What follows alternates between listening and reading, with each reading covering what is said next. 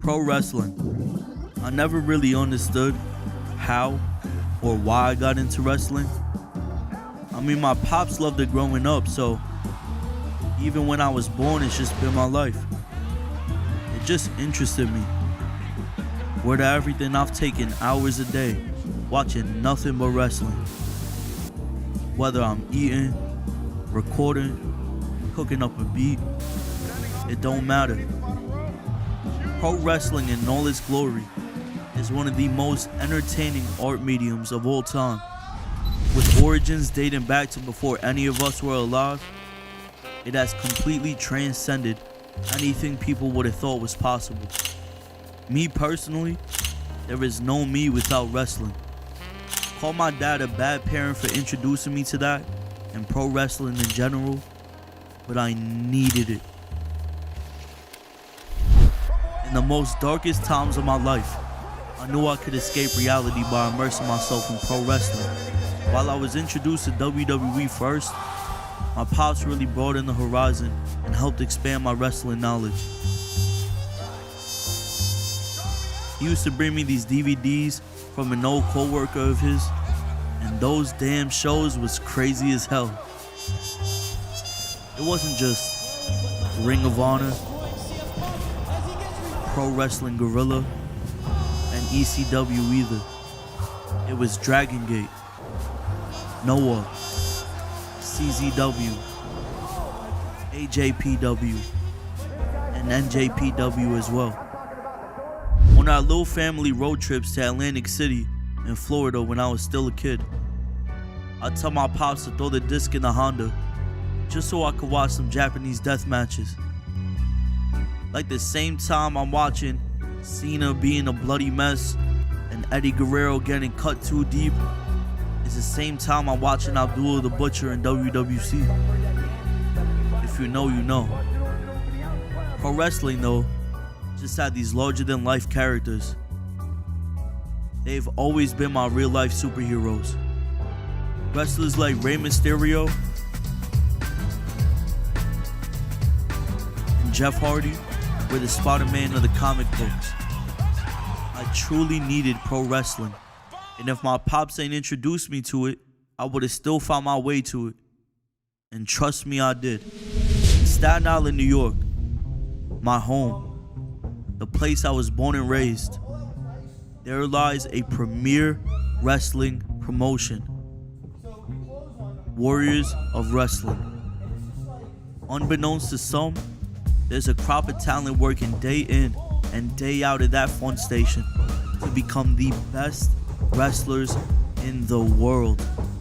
At face value, Fun Station just seems like a regular arcade equipped with games, laser tag, batting cages, but inside that basketball court, there she is. I had the personal blessing from Joey B, the owner of W.O.W, to take a closer look into the promotion. First and foremost, Joey B is a wrestler's wrestler. While he's the owner of Warriors of Wrestling, his time in the ring shows greatly through training. While sometimes he takes a step back, he'll often get in the ring to make sure even the more advanced wrestlers have the basics down pat. Even with how wild pro wrestling could be, it's cool as hell to see that there's still people in the business that trust the old school way when needed.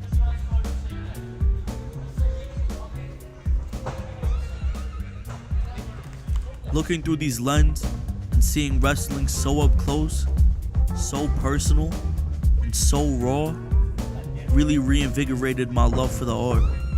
Wrestlers who train at the school usually train for 3 days a week for upwards of 4 hours each day. There were several weeks until the Warriors' new breed event on March 16th, but the way they train, you'd think it was tomorrow. There's non-stop work and conditioning, even for those not on the show. My initial thought seeing them train was, damn, their cardio is immaculate. There was a wrestler still in his early stages of learning the ropes, so taking large bumps wasn't on his agenda. In his training instead, they had him run the ropes, which is to run repeatedly back and forth from rope to rope, much like suicides in basketball. And trust me when I say this, the ropes are not soft at all. For the more seasoned wrestlers, they lean more into the psychology of wrestling and put in more work in terms of chaining together different moves. Aside from their physical training, mentally these wrestlers are true warriors. I think one of the coolest things about spending time with the wrestlers over the course of several weeks is things like understanding their camaraderie. Trust and communication is everything in wrestling. You need it 100%. If I don't trust you, I don't really want to be wrestling with you. But it's very easy to, meet a person and be like, hey, I'm a cool guy. As long as you keep me safe, I'm all for whatever you have planned. I'm a little crazy because, that's what it takes to be a wrestler. So whatever crazy ideas they have, I'm all for it, as long as I know that I'm not going to get hurt. You could see wrestling on TV or go to a local wrestling show, but what people rarely see is the work that actually goes into prepping for them. Repetition, repetition, repetition. As each wrestler push themselves to the limit, it's evident that having a successful career in the business is more than just having flashy moves and a theatrical presentation.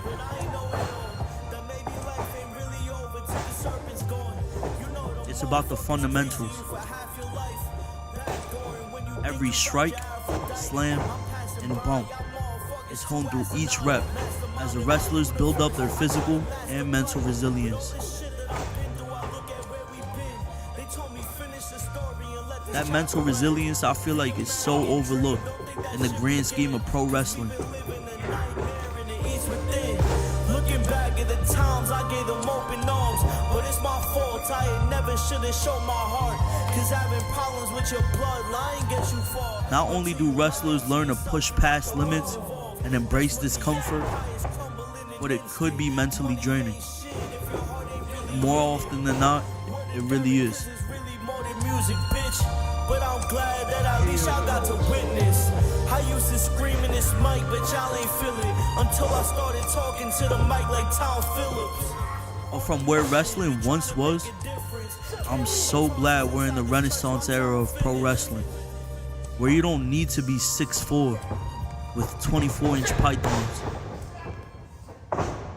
You could be a Bryan Danielson, a CM Punk, a Ricochet, or an Eddie Kingston. That's why wrestlers like Dusty Rhodes were so popular and beloved by fans, because they look like the common man. Dusty looked like a regular person because he was a regular person. And we all had hard times together. I admit I don't look like the athlete of the day supposed to look.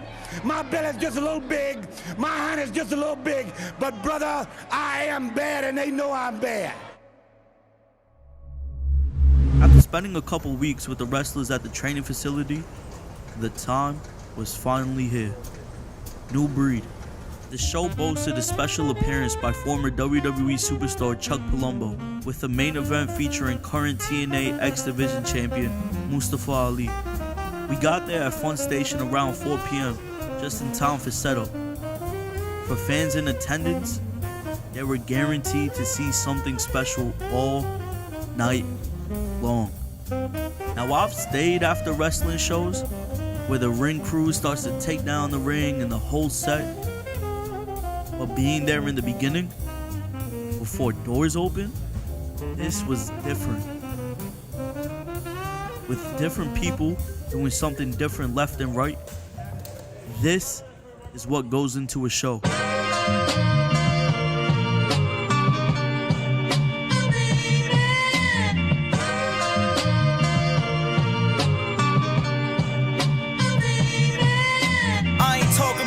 pull rope, but see my hands are tied.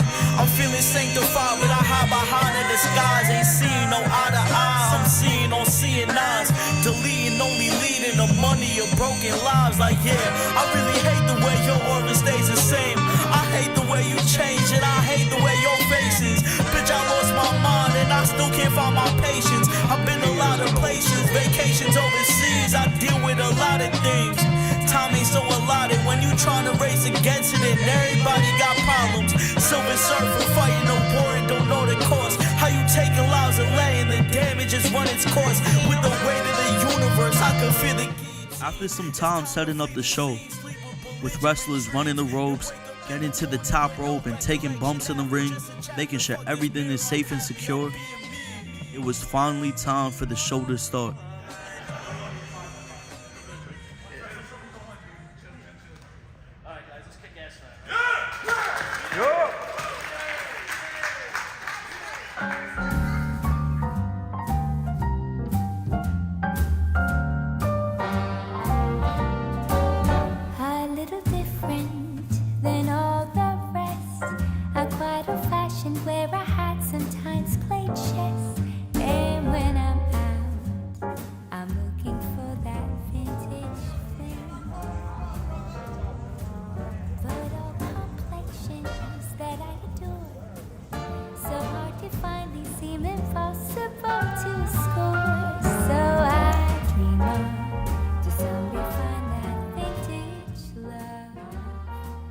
I was also given blessings from Joey B and the Warriors to be allowed into the creative space, aka Gorilla. Before wrestlers go through that curtain and make their way out to the ring, they all stay behind as other wrestlers go on and prep for their own. Whether it's getting a good pumping, stretching, eating, hydrating, socializing, and or putting on makeup and face paint, this is a space to do it. Seeing Gorilla, a majority of the wrestlers choreograph their matches happening later on in the evening. There'll be spots where wrestlers often call it in the ring, but bigger spots or moments are usually handled prior to getting in the ring.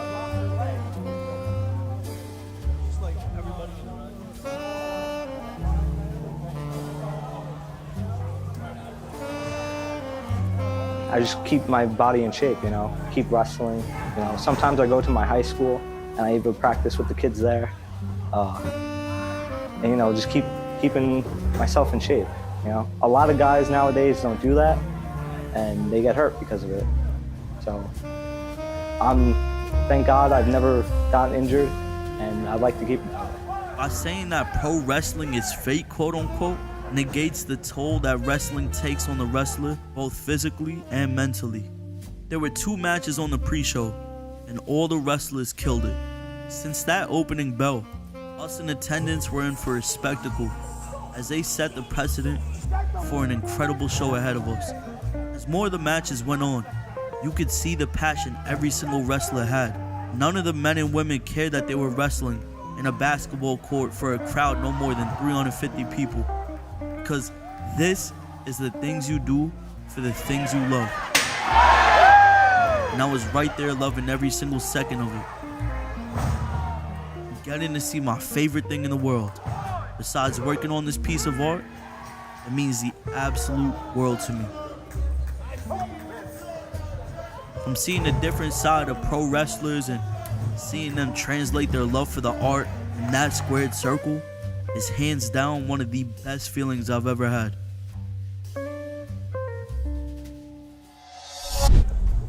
At any pro wrestling show, the fans are by far one of the most important aspects of it. At any given second, a wrestler's career can be altered by how the fans perceive a wrestler. You could have a heel, aka the bad guy, who's really supposed to be bad, but maybe the crowds might love him. You could also have the babyface, aka the good guy, who's supposed to be the ones that crowds cheer for, or maybe they just absolutely despise them. Going back to Joey B being more traditional, I believe he stresses the importance of having a character. Who are you? as a fan, I know of wrestlers all around the world who are still figuring out who they want to be. And that's okay.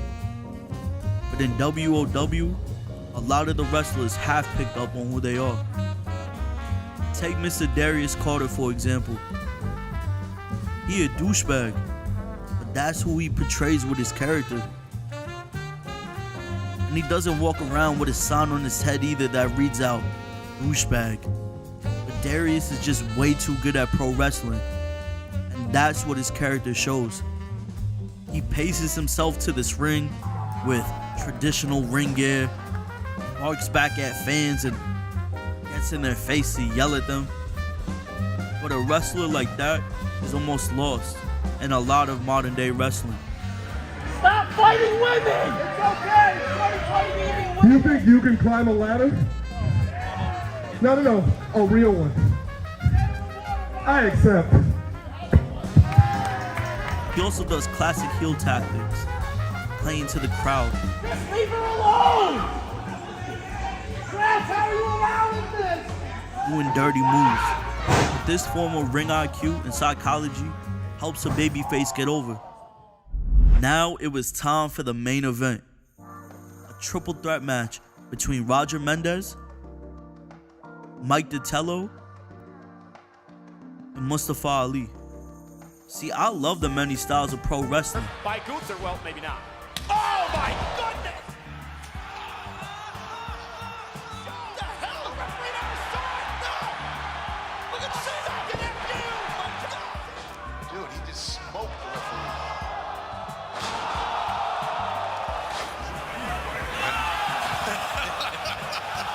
Again, this is part of the head game. Yep. But this match specifically had my favorite. And hear me out though. How the hell you gonna try to convince me that starting off a triple threat match where it looks like you gonna team up with the bro, but then you super kick his teeth down his throat to get the ones with the other wrestler isn't one of the greatest ways to start off a match like this? Like, this levels of genius booking reminds me of HBK versus Hunter and Cena at Survivor Series. So the match starts, and after the classic chain wrestling between Mustafa Ali and Mike Ditello,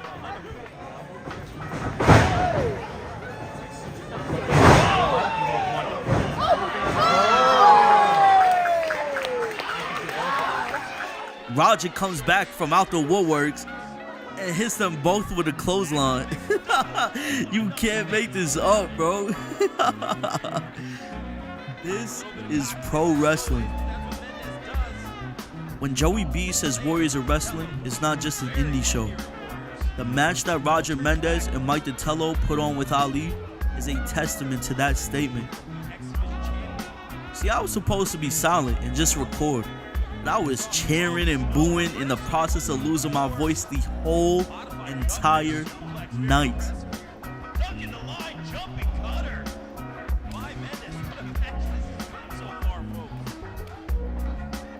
As I was trying to contain my excitement, I was not holding back, as I genuinely saw every wrestler on that card enjoying themselves as well.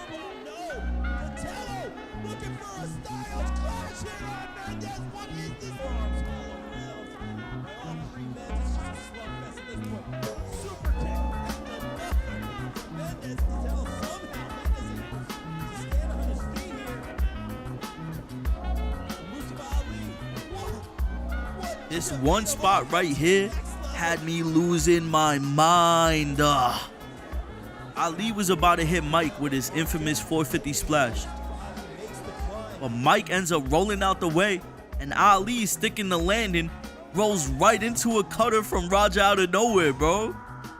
And then Mike gets up and eats a cutter from Roger out of nowhere as well.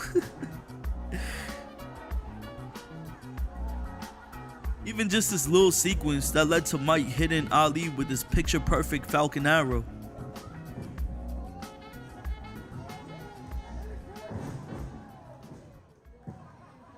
The men and women wrestlers on this card put their bodies on the line for our entertainment, starting from the pre-show and all the way to the final bell. To every wrestler from Warriors of Wrestling and to the wrestlers around the world, y'all inspire me more than y'all would ever think. You are all the living embodiment of what it means to be a superhero. This is my favorite part of my world tour, where I get to tell you guys how much I love and appreciate you.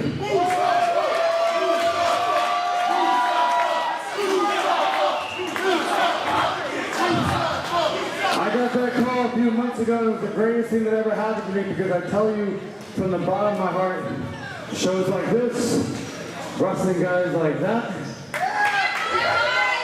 makes me remember why I fell in love with professional wrestling. Not sports entertainment, not a TV show, none of that bullshit. Professional wrestling. More love and more blessings. I'm less hardy, more At the end of the day, this is pro wrestling, and I love it with all my heart. We outside like DX in a fucking tank. The best alive, so don't believe what a vulture say. We top tier and this shit ain't even no debate. I ain't surprised that most of y'all is supposers making way for the taking. I'm super kicking for fun. I need a last man standing, think you clocking my funds. Drop the guns, bitch, my hands are fucking size of Rob Kishi. Believe me, you gon' need Stevie goggles to see me.